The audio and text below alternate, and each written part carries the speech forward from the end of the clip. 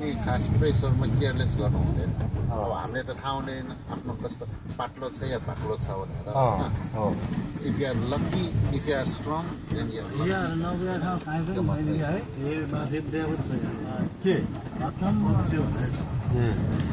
मदिसे तलदेखि तातो पानी हो त तातो पानी भन्छ पनि पहिला हामी चल्दाखेरि भइया नबुझा ठाउँ खाइदियो त्यसरी विश्व पुनः नेपाल के भयो हामी बल्ल पाउँछ जाँदै आधा मधेसीले नै चलाखा जस्तो लाग्छ नेपाल त जेमा पनि मधेसै छ अगाडि छन् कि खेतीबारीमा पनि कुनै छ दोकान व्यापार व्यवसायमा पनि कुनै छ तपाईँको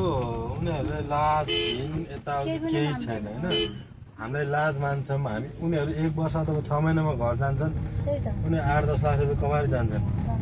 होइन अब हाम्रो विदेशमा जान्छन् 2-4 लाख लिएर आउँछन्